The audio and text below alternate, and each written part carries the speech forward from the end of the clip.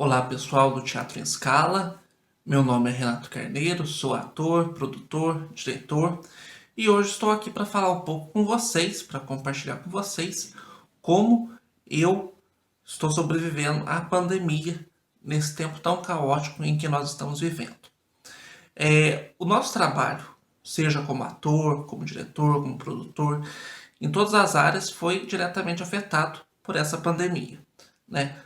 Não diferente, o teatro, principalmente, que nós trabalhamos muito, foi afetado de uma forma como nunca havia sido antes. Então, tem sido um desafio muito grande nos reinventarmos, um desafio constante, até para captarmos público para através de promoção de lives, através de bate-papos, tem sido um novo caminho, mas um novo caminho que nos propõe a reinvenção, um outro olhar para além dos palcos, né? O teatro agora de uma maneira muito virtual, mas que proporciona também a democratização da cultura, da arte e que nós possamos chegar além. Eu sou a Raquel Médici, eu sou atriz, arte educadora, locutora e produtora.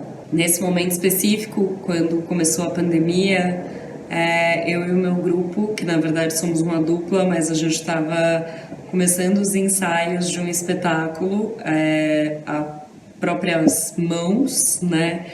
Tentando ficar em cartaz durante mais ou menos um mês para que isso gerasse um retorno, somente com um retorno de bilheteria, porque a gente não tinha edital nenhum. Então a gente estava fazendo o espetáculo inteiro na garra.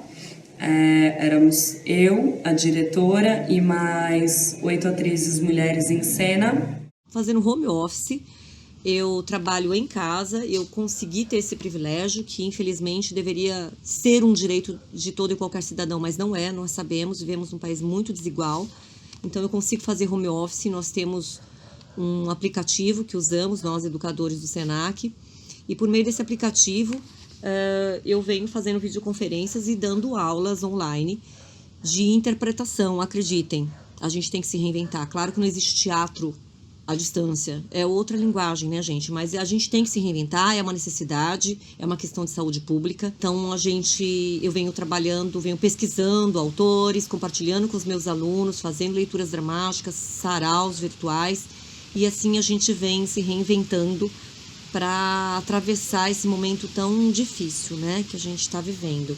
Normalmente, as atividades não param, se realmente deixar é de domingo a domingo, trabalhando bastante.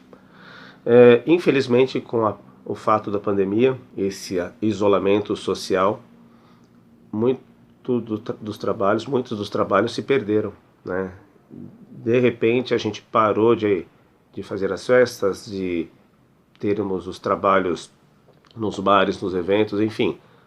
Repentinamente, essa área parou. Pelo que eu sei, foi uma das primeiras a parar e acho que será a última a voltar, né? Todo o entretenimento de forma geral. A título de aulas também eu tive uma perda muito grande. As aulas presenciais não mais acontecem. E atualmente, qual está sendo a saída? Fui obrigado, aliás, é uma coisa que eu já tinha em mente, mas que agora eu coloquei em prática, né?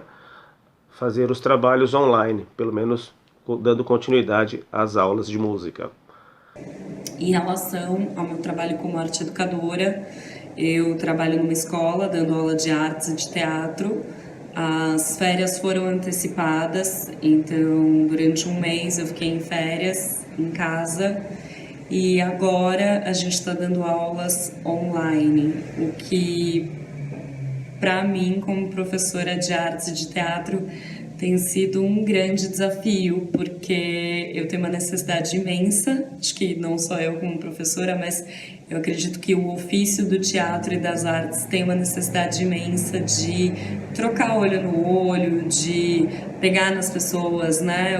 O ofício do teatro é um ofício muito corpóreo e a gente está tentando fazer da melhor maneira possível que a gente consegue para que os alunos também se sintam acolhidos e que tenham esse afeto. Para quem vive de arte, principalmente, foi diretamente afetado. Nós sabemos aí que a tendência do setor é o último setor a ser retomado, será o setor cultural, o setor de entretenimento. Então isso nos atinge muito, de uma forma muito até assustadora, mas temos perseverança, temos esperança que melhore a cada dia através aí do fortalecimento das redes de teatro, música, entre outras linguagens. Isso é muito importante, a união da classe é um fator predominante para que nós possamos sair cada vez mais rápido e juntos e fortalecidos dessa crise. Eu tive uma perda de 50% da minha renda. Eu tenho a minha renda das minhas aulas, né? Fundamentalmente eu vivo das minhas aulas bastante, mas eu tenho a outra parte da minha renda, que são trabalhos extras que eu faço como atriz, como preparadora de elenco, como atriz. Tinha acabado de ser convidada para um projeto teatral e tive que parar nesse momento, né? Eu sinto que o teatro ele pode ser um lugar de leveza para os alunos, e eu acho que é um pouco nesse lugar que eu estou tentando transitar com ele. Para além das dificuldades de parafernálias tecnológicas que a gente está tendo que lidar, não só eu como professora de artes, mas toda a escola. Então, está sendo uma experiência nova. Logicamente que a título financeiro não estou tendo a mesma situação que anteriormente, devido ao número de alunos que se tinha antes e, logicamente, aos eventos, né? Mas eu digo que está sendo uma experiência muito boa, nesse caso, a título de estar indo para essa vertente online, onde acredito que seja uma tendência. Nós temos a visão aí, hoje, muito mais clara do que antes, de quão essencial a arte é para nós. A arte, até o momento, até 3, 4 meses atrás, era vista só como um momento de entretenimento. Hoje nós temos a percepção, e o mundo tem essa percepção, que a arte é muito mais que isso. Ela revigora, ela protesta, ela provoca e ela revigora as nossas possibilidades. Em um momento que nós ficamos enclausurados mais de 2 meses, nós nos alimentamos música, séries, filmes, teatros online, peças online, entre outras coisas. Então isso é fundamental. Então, valorizar a arte, não só nesse momento de pandemia, mas continuamente, é o que a pandemia tem proporcionado para a gente. Eu tenho um profundo sentimento pelos meus companheiros de profissão e ainda estão procurando por alternativas no que eu posso, eu estou ajudando eles. E sim, eu tenho plena convicção de que tudo isso passando, muita coisa sim vai mudar, a gente vai voltar à ativa, né? Mas eu acredito também que haverá um tempo de rescaldo de tudo isso, não é verdade? Então teremos que estar nos juntando da melhor forma possível, nos ajudando, nos unindo, encontrando saídas tão eficazes quanto a que nós estamos tendo, a princípio, eletronicamente. A gente está vivendo uma lógica do caos, um caos político. A política atual é a política do caos, o objetivo é esse, é destruir o que há de mais humano em nós, porque assim, a humanidade se perdeu, né? Infelizmente a humanidade não deu certo, é triste dizer isso, mas a gente precisa da arte porque a arte é necessária para que a gente possa se libertar desse caos. E que nós saiamos dessa pandemia com esse olhar da arte, que é tão essencial, tão primordial a arte, como parte do nosso cotidiano. E não só em momentos como este, que fomos obrigados a ter o outro olhar para além do entretenimento. Eu tenho um espaço de cursos livres, né? Cursos de teatro, de artes, de ateliê sensorial para crianças. A gente faz constelação familiar em grupo, tem primeiros socorros na infância. Ou seja, tudo que a gente faz é em grupo e existe um contato humano. Então, meu espaço está aqui, com as minhas banquetas para cima. Meu espaço está vazio. Então, eu não consigo vender nenhum curso presencial, mas eu acredito que quem trabalha com arte trabalha prioritariamente com criatividade, então eu acredito que a gente consiga fazer exercícios de saída e de solução disso, talvez de uma maneira mais rápida, assim, ou mais criativa, porque a gente está acostumado a desenvolver essa musculatura da criatividade a toda hora, sabe? A arte, ela leva esse carinho das pessoas, né? Então a arte, ela é muito necessária à vida, ela é necessária às pessoas, ela é necessária ao dia a dia. A arte, ela traz vida, ela traz amor, ela traz esperança, ela faz com que as pessoas sonhem e desses sonhos elas encontrem a sua realidade. O Ferreira Goulart diz: a literatura nos liberta do caos, né? Eu digo que a arte nos libera do caos. E a arte é necessária para a vida, porque a vida não basta, gente. A gente tem que entender a nossa incompletude. A gente tem que entender que a gente precisa se completar. A gente precisa entender que a gente precisa construir subjetividade. E essa subjetividade a gente só vai construir e se entender, interpretar o mundo se vendo no outro, se vendo através do outro, da arte do outro. Digerir a vida de uma forma que não seja tão concreta, porque senão a gente não consegue lidar com a concretude da vida se a gente não tiver arte, se a gente não beber da arte, não beber dessa fonte.